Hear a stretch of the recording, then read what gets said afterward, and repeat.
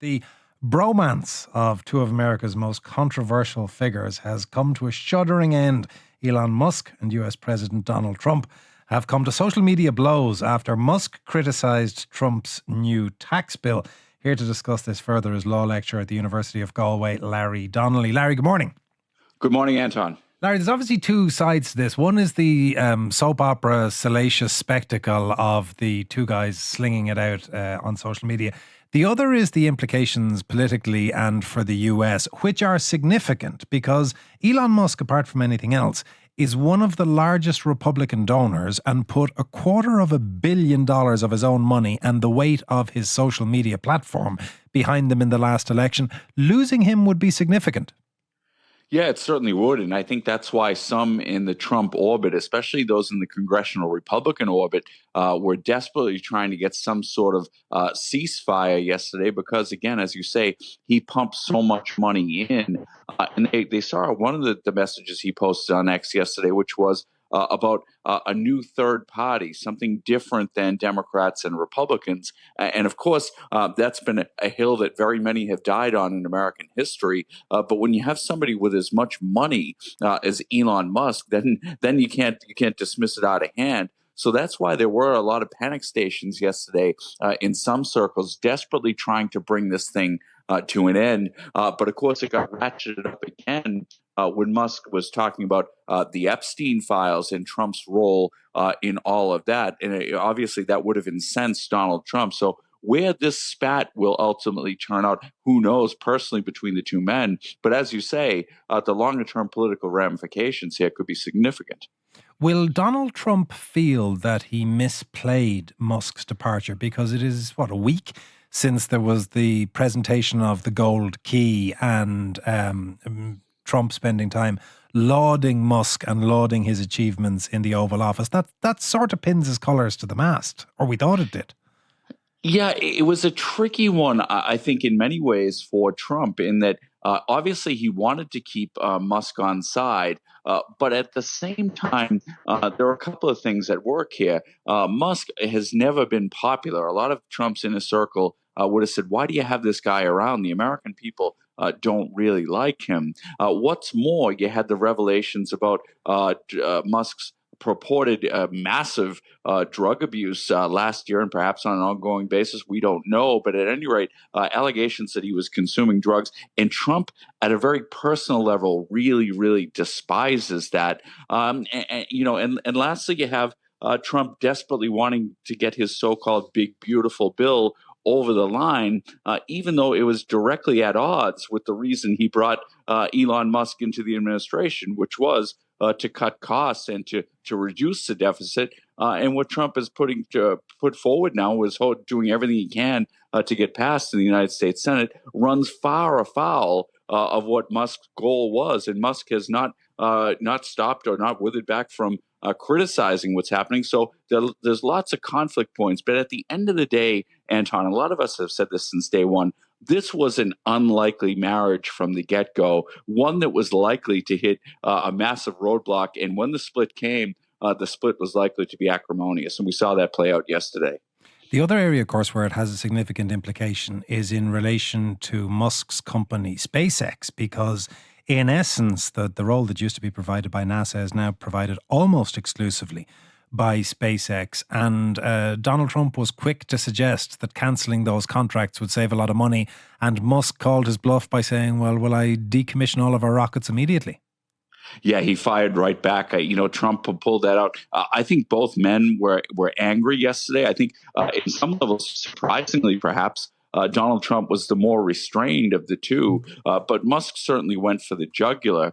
And then later on, his tweets got slightly more conciliatory. He started sending slightly more conciliatory messages. When he said to someone else on X, he said, perhaps we won't stop with SpaceX, because he had said, look, we'll just pull back entirely. And the notion out there was that maybe we'll let cooler heads prevail. And indeed, I heard Elon Musk's father saying that basically this will blow over. Who knows what to make of his sentiments? But he said, this is two alpha males blowing off some steam and this ultimately they'll reach some sort of accord.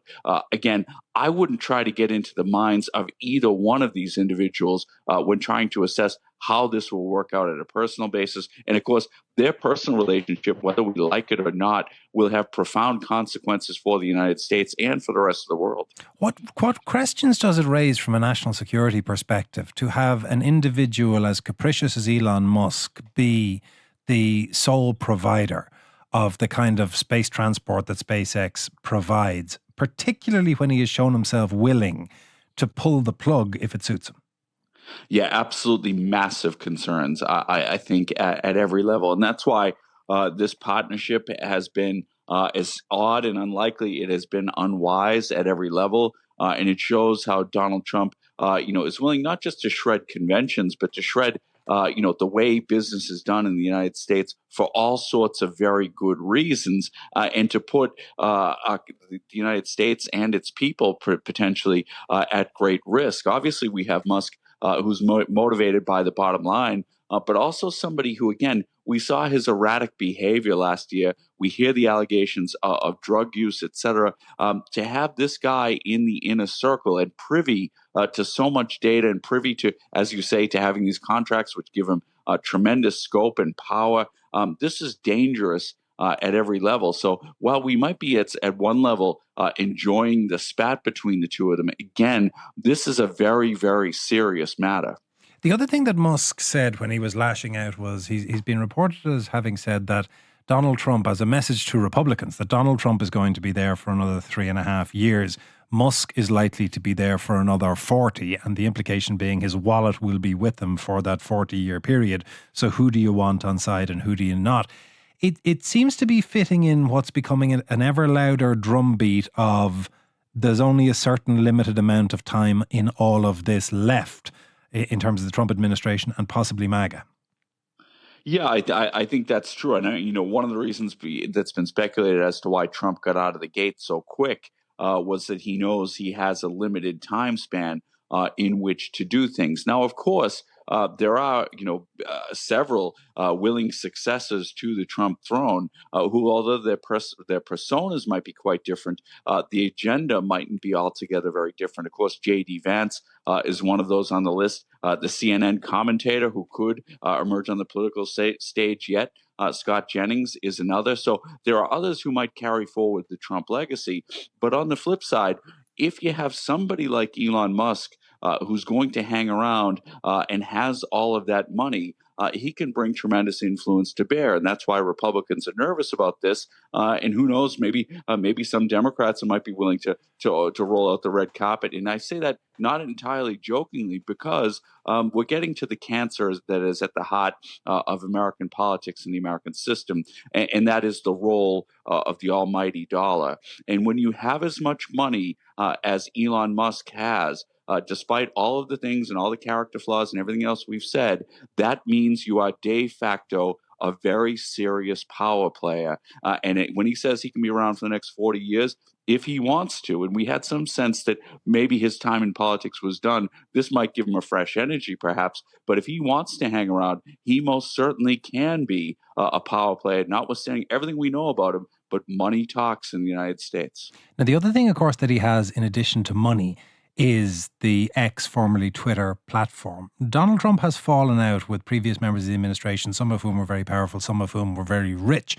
This is the first time that he's fallen out with somebody who buys his ink by the barrel. And Musk went very far out of his way to throw that platform behind Trump to do him a service in the last election. What if he now does the opposite? Will this be the first time that Trump may be hurt in the public opinion that he depends on? Potentially, yep. And that those are the cards that, to use Trump's expression, those are the big cards that Elon Musk has. No question about it. He can bring tremendous amount of influence to bear through social media.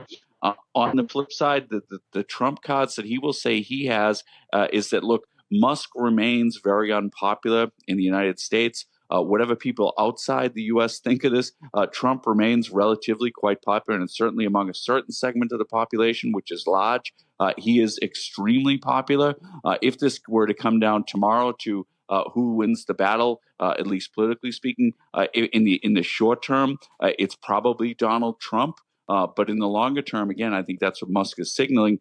He has a lot of cards to play too. So the stakes here are very high, and that's why, just like with everything in American politics, there are a lot of people who have dual allegiances here, and whose livelihoods and whose existences are predicated upon what was an unlikely alliance. And that's why yesterday we saw them so desperate to try to preserve these things and kept saying, please, guys, back down, get in a room, talk this through, et cetera, et cetera. Now, how likely that is to happen, one just doesn't know, because, again, trying to predict what either Elon Musk or Donald Trump will do on a day-to-day basis is a fool's errand. What about the contracts? Because we've already seen the financial gains and losses that Musk has made from his relationship with Donald Trump. The value of Tesla nearly doubling on the back of the election because he was seen to be close to the administration and would therefore benefited from it.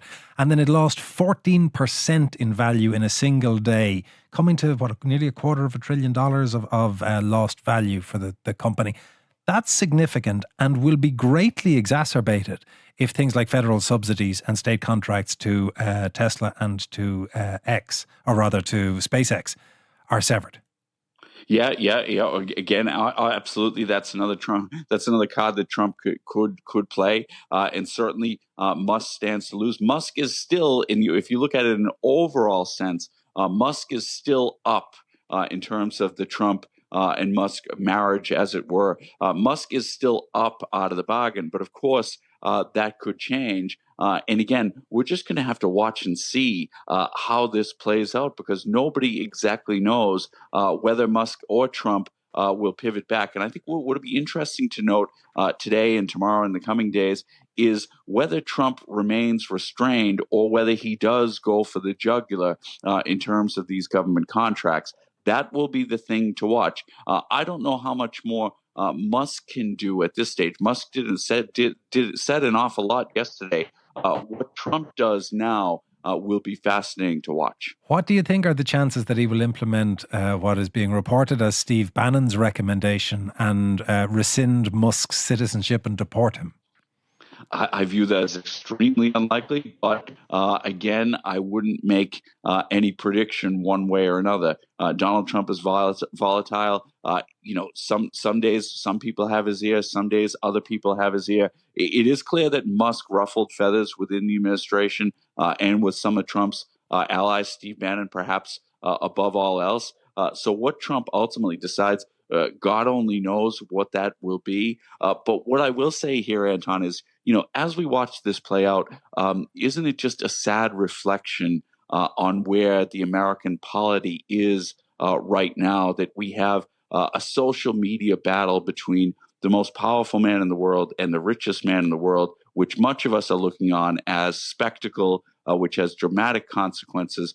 Yet this is where we are in American democracy. None of this really touching on the vast problems and the serious problems facing the people of the United States. And instead, all this does is illustrate all that is wrong with our systems at every level, our political system, our economic system, et cetera, in the United States. It's laughable in one sense, but it's profoundly sad in another. That's a sentiment being expressed by a lot of texts coming in, Larry, like the one that says the richest man in the world and the most powerful man in the world at war with each other and played out live online. It's like a bad Marvel movie and a depressing reminder of the times we live in.